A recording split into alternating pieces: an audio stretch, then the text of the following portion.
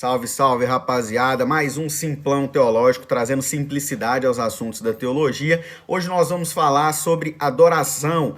Como nós podemos adorar? É dever do crente adorar ou não? A adoração pública, como que funciona isso aí, beleza? No fim de semana nós fizemos 3 perguntas muito importantes sobre esse assunto. E se você não sabe como funciona o Simplão, é o seguinte: durante o fim de semana nós soltamos perguntas sobre teologia nos stories do nosso Instagram e na segunda-feira nós gravamos um vídeo explicando essas respostas, beleza? Então, primeira pergunta, qual que foi? De acordo com a Bíblia, quais são as formas de adoração? Tínhamos ali 4 opções. Adoração por meio da vida e no culto público, adoração por meio da vida e devocional e por meio da vida devocional, culto familiar e culto público, por meio da devocional, culto familiar e culto público. Então era a terceira alternativa, por meio da vida devocional, culto familiar e culto público. Então, primeiro, nós temos que adorar com a nossa vida. Toda pessoa salva, convertida, é um adorador. Portanto, a adoração, em primeiro lugar, envolve a vida da pessoa. Na onde que você tirou isso, mano? João 4:23, Romanos 12:1, 1 Coríntios 10:31, Gênesis 4:4. Então, eu não vou ler esses textos aqui, é para você ler aí onde você está. Abra sua Bíblia aí no seu smartphone ou pega a sua Bíblia física. Segundo ponto, adoração por meio do culto de devocional. Todo adorador deve pessoalmente, individualmente, separar algum tempo diariamente para ter comunhão com Deus por meio da leitura e meditação da palavra, oração e jejum. Mateus 6:6. Leia aí Mateus 6:6. Nós precisamos ter vida de devocional. Até nos outros simplões aí que rolaram, a gente falou sobre a importância da santificação através da vida de devocional, beleza? Terceiro ponto, adoração por meio do culto familiar. Todo adorador deve separar algum tempo para ter comunhão com Deus em família. Jó 1:5, nós vemos a história de Jó separando um tempo para adorar, prestar culto a Deus, sacrifício a Deus para a sua família. Nós precisamos voltar à essência do culto familiar. Eu me lembro, na minha infância, minha mãe sentava com a gente, sempre que possível, algumas vezes na semana.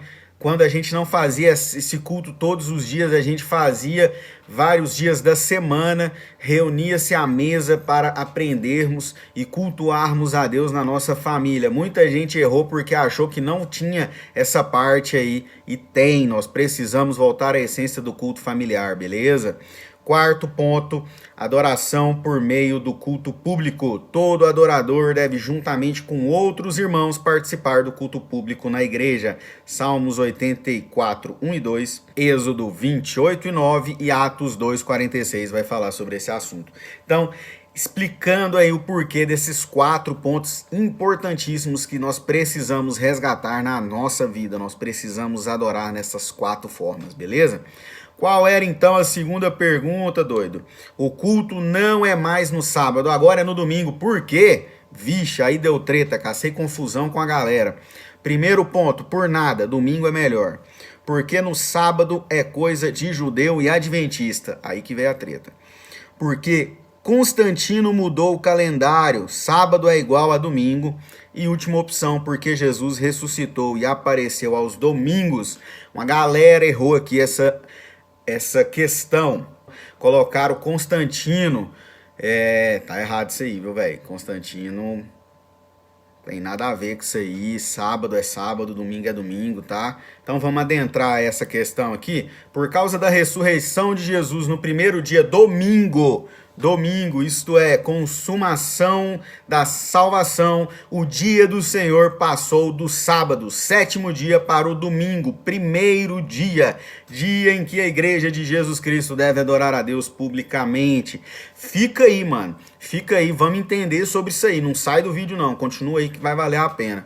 Você vai tirar, você não vai ter dúvida nenhuma, e se algum adventista ou se alguém vir questionar você porque é domingo, você vai conseguir defender os argumentos que a igreja cristã usam para cultuar no domingo. Então vamos lá. Jesus ressuscitou e apareceu aos discípulos sempre no domingo.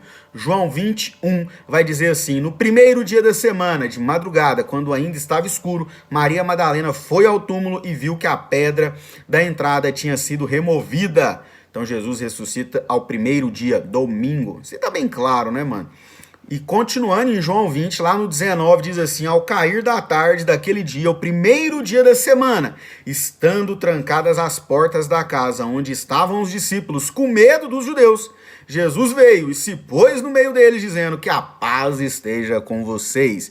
Então Jesus continua aparecendo aos discípulos e às pessoas no primeiro dia da semana, não no sábado, beleza? Continuando ainda em João 20, lá no verso 26 vai dizer: passados 8 dias, os discípulos de Jesus estavam outra vez reunidos e Tomé estava com eles. Estando as portas trancadas, Jesus veio, pôs-se no meio deles e disse: que a paz esteja com vocês. Então, domingo também, passaram-se 8 dias, então acontece sempre aos domingos. Olha que loucura, né? Jesus aparece sempre aos domingos. Para continuar nesse assunto, Jesus batizou sua igreja com o Espírito no dia de domingo. Vixe! Atos 2:1 vai dizer assim: ao cumprir-se o dia de Pentecostes, estavam todos reunidos no mesmo lugar. Beleza? Ó, a festa de Pentecostes era no domingo. Apesar que tem umas igrejas judaizantes que ainda faz essa festa. Mas deixa quieto, não vou entrar nesse assunto para não dar treta. Outro ponto, os apóstolos se reuniam aos domingos para ter comunhão com os irmãos, beleza? Então Atos 2:41 vai dizer assim: então os que aceitaram a palavra de Pedro foram batizados, havendo um acréscimo naquele dia de quase 3.000 pessoas. Foi no dia de domingo, beleza? A igreja celebrava a ceia no domingo. Atos 27 vai dizer assim: no primeiro dia da semana, nós nos reunimos a fim de partir o pão. Paulo, que pretendia viajar no dia seguinte, falava aos irmãos e prolongou a mensagem até a meia-noite. Primeiro dia da semana. Quinto argumento: por que nós cultuamos ao domingo? A igreja consagra os dízimos e ofertas no domingo. Opa! Agora a galera que diz que não precisa de dízimo e oferta, como é que faz, hein? Que não é obrigação, sendo que lá em 1 Coríntios 16, 1 e 2 diz assim: quanto à coleta para os santos, façam também vocês, como ordenei às igrejas da galáxia, no primeiro dia da semana, cada um de vocês separe uma quantia conforme a sua prosperidade e vá juntando, para que não seja necessário fazer coleta quando eu for. Então aí Paulo, falando para a igreja de Corinto, reunir os dízimos e as ofertas no primeiro dia da semana, beleza? E por último, sexto ponto, Deus chama o domingo de dia do Senhor, lá em Apocalipse 1:10. João vai falar assim: achei-me no Espírito no dia do Senhor e ouvi atrás de mim uma voz forte como de trombeta. Eita lá, como assim, mano? João estava lá no domingo, no dia do Senhor, quando ele tem a visão que está descrita no livro de Apocalipse. Então, é domingo, beleza? É domingo. O vídeo já está muito extenso, mas a informação é muito importante. Calma aí, não sai do vídeo ainda, que ainda temos a última pergunta. Essa daqui é rapidinha, tá? Em relação ao culto público, culto na igreja. Você não é obrigado a nada, primeira opção. É obrigação do cristão e deve priorizar o culto público. É dever ir uma vez no mês no culto de ceia. Não é dever. Se assistir culto no YouTube também tá valendo.